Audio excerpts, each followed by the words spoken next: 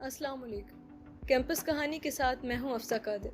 आप सब लोगों को कैंपस कहानी की सेकंड सीज़न की दूसरी एपिसोड में खुशामदीद। आज हमारे साथ मौजूद हैं बख्तावर। बख्तावर, कैसी हैं आप? मैं ठीक हूँ। आप कैसी हैं? अल्हम्दुलिल्लाह, मैं भी बिल्कुल ठीक। बख्तावर, आप अपना छोटा सा इंट्रोडक्शन करवा दें। जी, अस्सलाम वालेकुम to all of you. It's me Bakhtawar Bibi Baloch and मेरा ताल्लुक़ बेला से है। मैं बीएस इंग्लिश लिटरेचर की स्टूडेंट हूँ और मेरा सेकंड सेमेस्टर चल रहा है लम्स में। सेकंड सेमेस्टर, यानी थोड़ा बहुत एक्सपीरियंस है आपको। पहला सेमेस्टर कैसे गुजरा? बहुत अच्छा गुजरा माशाल्लाह, बहुत ज़्यादा एक्सपीरियंस भी हासिल हो गया। अच्छा, बख्तावर, आपका ताल्लुक़ कहाँ से, किस सिटी से है? हाँ, मेरा ताल्लुक़ बेला से है। बेला से। अच्छा जी बख्तावर, ये बताएं, दूसरा सेमेस्टर कैसा चल रहा है? पढ़ाई स्टार्ट हो गई है अब तो?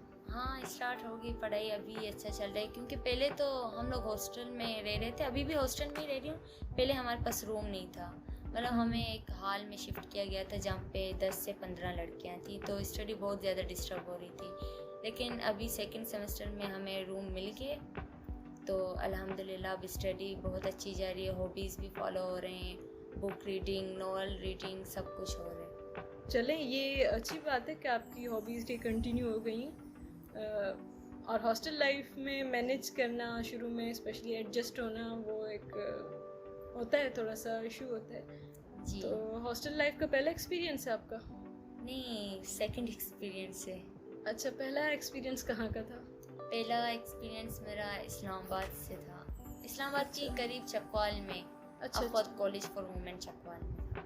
चलें, और ये बताएं कि आपने हमें कहा कि आप जो मेंटल हेल्थ है स्टूडेंट्स की, जी उस पर बात करना चाह रही हैं। तो मेरा एक क्वेश्चन है कि आपको किस चीज़ ने ट्रिगर किया कि आप जो मेंटल हेल्थ है स्टूडेंट्स की उस पर बात करें? मैंने ये फील किया और अपना एक्सपीरियंस भी है, बहुत से फ्रेंड्स को भी देखे, इर्द गिर्द माहौल को देख के इंसान सीखता है। तो इन चीज़ों ने मुझे मजबूर किया कि मैं स्टूडेंट की मेंटल हेल्थ के बारे में बात करूं कि वो कौन सी चीज़ें जो स्टूडेंट की मेंटल हेल्थ को इफ़ेक्ट कर रही हैं और उनकी स्टडी बहुत ज़्यादा डिस्टर्ब हो रही है। एग्जैक्टली, आप मेंटली डिस्टर्ब हो तो आप स्टडी नहीं कर सकते हो, नहीं फोकस कर बिल्कुल पाते हो। सही बात है। तो आपके इर्द गिर्द, आपकी फ्रेंड्स में आपको लगता है कि कोई ऐसे केसेस हैं, कोई ऐसी बच्चियां या आपके फ्रेंड्स जो कि मेंटली डिस्टर्ब हैं और इस वजह से उनकी पढ़ाई भी वो इफ़ेक्ट हो रही है? जी हाँ, मेरी फ्रेंड्स बहुत ज़्यादा डिस्टर्ब हैं और उनकी एक अजीब बात ये है कि वो अपने पेरेंट्स की वजह से डिस्टर्ब हैं। मतलब मेरी दो फ्रेंड है, एक फ्रेंड है जो मतलब मैं नाम नहीं मेंशन करना चाहूँगी, लेकिन जी एक जी। फ्रेंड है, वो उसके घर से सब कुछ उसे मिलते हैं, खाना पीना सब कुछ, वो हॉस्टल में ही रहती है, उससे सब कुछ पैसे भेजते हैं उसके घर वाले, हर एक ख्वाहिश पूरी, लाडली है। लेकिन ये है कि पेरेंट टाइम नहीं दे पाते क्योंकि शायद वेल एजुकेटेड हैं या जॉब कर रहे हैं या कुछ और, तो वो अपने के बच्ची को टाइम नहीं दे पा रहे। तो इस वजह से मेरी फ्रेंड बहुत ज़्यादा डिस्टर्ब है। मैंने उसे बहुत समझाया कि आप डिस्टर्ब ना हुआ करो, हो सकता है वो बिज़ी हैं कामों में या यहाँ वहाँ, आप डिस्टर्ब ना हुआ करो। लेकिन ये है कि वो बहुत ज़्यादा डिस्टर्ब है सिर्फ और सिर्फ अपनी पेरेंट्स की वजह से, क्योंकि वो टाइम नहीं दे पा रहे। जबकि मेरी दूसरी फ्रेंड है जिसको कुछ भी नहीं मिल रहा घर से, इतनी चीज़ें उसको प्रोवाइड नहीं हो रही, लेकिन क्या है, उसके घर से रोज़ कॉल आती है उसकी अम्मी की, और यही बहुत बड़ी बात है और इसकी वजह से वो बहुत ज़्यादा खुश रहती है। बिल्कुल। वैसे भी जो ह्यूमन नेचर है वो, उसमें ये बात है कि आपको कोई ना कोई चाहिए होता है कि आप उसको बात अपनी कह भी सको और वो आपको गाइड करे, उसकी बात आप सुनो भी। तो ये बेसिक ह्यूमन नेचर है, और यकीनन पेरेंट्स का टाइम देना या उनकी तवज्जो बहुत ज़रूरी होती है बच्चों के लिए। जी तो आपको क्या लगता है, इसके अलावा भी एक फैक्टर है होम सिकनेस का, स्पेशली जो हॉस्टलाइट होते हैं उनके लिए, जी बिल्कुल। कि वो भी बहुत इफ़ेक्ट करते हैं उनकी स्टडीज़ को। आप क्या कहना चाहेंगे उस बारे में? होम सिकनेस तो बहुत ज़्यादा होती है। मैं आज तो फ्राइडे वीकेंड है, मैं सोच रही हूँ मैं जाऊँ अपने घर, लेकिन मेरी एक रूममेट है वो अकेली है, तो इस वजह से मैं नहीं जा रही, क्योंकि वो अकेली है ना, तो डरती है वो, इसलिए मैं नहीं जा रही। बाकी ये कि होम सिकनेस बहुत ज़्यादा है, मुझसे खुद स्टडी नहीं हो रही, होम सिकनेस भी बहुत ज़्यादा मतलब इफ़ेक्ट कर रहा है स्टडी को। तो बिल्कुल। मैंने सोचा मैं जाऊँगी, अम्मी से मिल के आ जाऊँगी, माइंड भी फ्रेश हो जाएगा और साथ में स्टडी भी हो जाएगी। लेकिन अब देखते हैं क्या होता है। बिल्कुल, होम सिकनेस बहुत ज़्यादा इफेक्ट करती है स्टडीज़ को, लेकिन आहिस्ता आहिस्ता जब आप एडजस्ट करना शुरू होते हो तो फिर आई थिंक वो उसका फैक्टर कम होता जाता है। बिल्कुल सही बात तो है। अभी आप स्टार्टिंग वाले फेज़ में हो, होपफुली जब आप आगे जाओगे तो उसका फैक्टर कम होता जाएगा। जी हाँ। और एक और क्वेश्चन है मेरा कि आपको क्या लगता है कि जो स्टूडेंट्स मेंटली डिस्टर्ब होते हैं, जी जो इस तरह के केसेस हैं, वो अमूमन जो उनकी सोशलाइजेशन होती है वो भी फिर आहिस्ता आहिस्ता कम होती जाती है। वो फ्रेंड्स नहीं बनाते, अगर बनाते भी हैं तो उन्हें टाइम नहीं देते। जी उस बारे में आप क्या कहना चाहेंगी? वो मतलब मैं ये कहना चाहूँगी कि वो सोशलाइजेशन में पार्टिसिपेट नहीं करते, क्योंकि जो बहुत ज़्यादा मेंटली डिस्टर्ब होते हैं उनकी ज़्यादातर ख्वाहिश ये होती है, मतलब डार्कनेस को ज़्यादा वो वैल्यू देते हैं, अकेले बैठने को ज़्यादा तरजीह देते हैं। मेरा पर्सनल एक्सपीरियंस भी, अगर मैं सैड हो जाती हूँ तो मेरा दिल करता है मैं रूम में लाइट्स बंद करके बैठ जाऊँ, किसी से बात ना करूँ। तो यही चीज़ होता है सबके साथ। एग्जैक्टली, नेगेटिव थॉट्स आते रहते हैं, आ जाते हैं। तो मतलब एक स्टूडेंट की लाइफ में नेगेटिविटी नहीं आनी चाहिए। स्टूडेंट की नहीं, बल्कि मेरा तो पर्सनल ख्याल है कि किसी की भी लाइफ में नेगेटिविटी नहीं आनी चाहिए। और स्पेशली जो चीज़ें आप मेंशन कर रही हैं, मेंटल हेल्थ बहुत ज़रूरी है।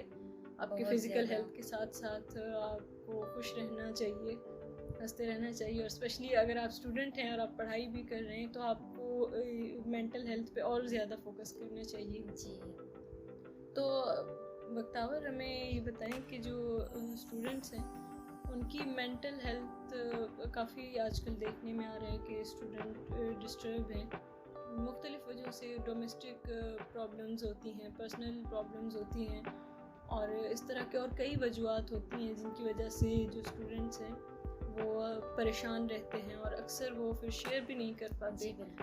या तो फिर वो सोशलाइज नहीं करते, या फिर सेल्फ इग्नोरेंस पे चले जाते हैं। तो ये सारी प्रॉब्लम्स हम देख रहे हैं दिन ब दिन बढ़ती जा रही हैं। तो इन सारी प्रॉब्लम्स को मद्देनज़र रखते हुए आपकी क्या सजेशंस हैं पेरेंट्स के लिए, या फिर जो टीचर्स हैं उनके लिए, या फिर ऐसे जो बच्चे हैं, ऐसी जो केसेस हैं उनके जो इर्द गिर्द वाले हैं, उनके फ्रेंड्स हैं, उनके लिए आपकी क्या सजेशन है? जी हाँ, उनके लिए मेरी ये सजेशन है, सबसे पहले तो मैं पेरेंट्स की बात करूँगी, क्योंकि उनका बहुत ज़्यादा रोल होता है अपने बच्चे की मेंटल हेल्थ के लिए। तो एज ए स्टूडेंट मैं ये सजेस्ट करूँगी कि पेरेंट्स को चाहिए ज़्यादा नहीं तो एटलीस्ट 5 मिनट्स वो अपने बच्चों को दे ही सकते हैं। मतलब इतना कोई बिजी नहीं होता कि वो अपनी बेटी से या बेटे को 5 मिनट भी ना दे सके। 5 मिनट भी वो बात कर लेते हैं तो एक सुकून मिल जाता है। इससे क्या है, हमारी मेंटल हेल्थ सही हो जाती है। ये बाकायदा एक रिसर्च भी है कि आप अगर अपनी माँ की आवाज़ सुनते हो तो आप अपने डिप्रेशन को, स्ट्रेस को भूल जाते हो। बिल्कुल, यही बात है। और सेकेंडली मेरा सजेशन टीचर्स के लिए कि टीचर्स को चाहिए कि वो अपने स्टूडेंट्स को करेज करें, डिस्करेज करने के बजाय। उनको मतलब टीचर्स में मोस्टली टीचर्स ऐसे हैं जिनमें फेवरेटिज्म का फैक्टर ज़्यादा होता है। कुछ स्टूडेंट्स को ज़्यादा फेवर देते हैं और कुछ स्टूडेंट को नहीं देते हैं, क्योंकि हमारा बेसिक इतना अच्छा नहीं हुआ है। कुछ स्टूडेंट्स हैं जिनका बेसिक अच्छा नहीं हुआ है। ठीक है, अगर मैं एग्जांपल लेती हूँ अपनी, जैसे मेरा अगर बेसिक अच्छा नहीं हुआ, मिसाल ले रही हूँ, मेरा अगर बेसिक अच्छा नहीं है तो मैं क्या करती हूँ, पढ़ने के लिए मेरा दिल करता है कि मैं पढूं, लेकिन क्या टीचर अगर मुझे इग्नोर कर रहे हैं या मेरी बात नहीं सुन रहे क्लास में, तो ये चीज़ मुझे बहुत ज़्यादा हर्ट करती है। फिर इससे मैं स्टडी से हट जाती हूँ। और तीसरे नंबर पे यही हमारे फ्रेंड्स हैं। हमारे फ्रेंड्स मतलब अगर 2 फ्रेंड्स हैं तो तीसरे को इग्नोर कर देते हैं। इट्स ओके अगर वो आपकी फ्रेंड नहीं है, as a human being, as a इंसानियत के नाते आप उससे जाके मिलो। अगर आपकी रूममेट है, आप जाके उससे मिलो, बात करो कि आपकी लाइफ में क्या मसले हैं।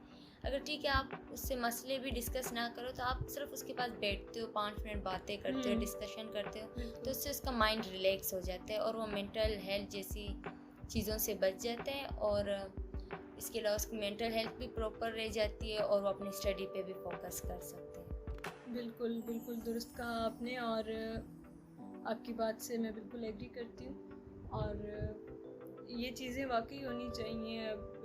आपने जैसे कहा कि बीइंग इंसान, आपको अगर लग रहा है कि कोई डिस्टर्ब है, कोई परेशान है, तो आप उसके पास जाएं, उसके पास बैठें, उसको टाइम दें। ज़रूरी नहीं है कि उससे पूछें कि व्हाट्स द प्रॉब्लम, आप सिर्फ उसके साथ बात कर लें या उसको किसी तरह से खुश करने की कोशिश करें, तो आई थिंक ये बहुत बड़ी कंट्रीब्यूशन होगी आपकी उसकी लाइफ में। जी। तो thank you so much tower कि आपने हमें टाइम दिया, आप यहाँ आई, आपने अपने ख़यालात से हमें मुस्तफ़ीद किया। Thank you so much. Thank you. तो होपफुली आपसे दोबारा मुलाकात होगी इंशाल्लाह। जी। तो ये थी हमारी आज की गेस्ट बख्तावर, जो कि मेंटल हेल्थ पे बात कर रही थी। तो आजकल हर कोई एक दूसरे को क्रिटिसाइज़ ही कर रहा है। आपको नहीं पता होता कि किसी की पर्सनल ज़िंदगी में क्या चल रहा है, वो किस फेज़ से गुज़र रहा है, किस प्रॉब्लम को फेस कर रहा है। तो rather than being critic you should be appreciator, क्योंकि आप लोगों को अप्रिशिएट करेंगे तो उनकी इंकरेजमेंट हो जाएगी, वो अच्छा फ़ील करेंगे और उनमें आगे बढ़ने की क्यूरियोसिटी भी बढ़ेगी। तो ये थी कैंपस कहानी की आज के एपिसोड। आप लोगों से दोबारा मुलाकात होगी अगले हफ्ते एक और मेहमान के साथ। तब तक के लिए अफसा कादिर को इजाज़त दीजिए। थैंक यू और अल्लाह हाफ़िज़।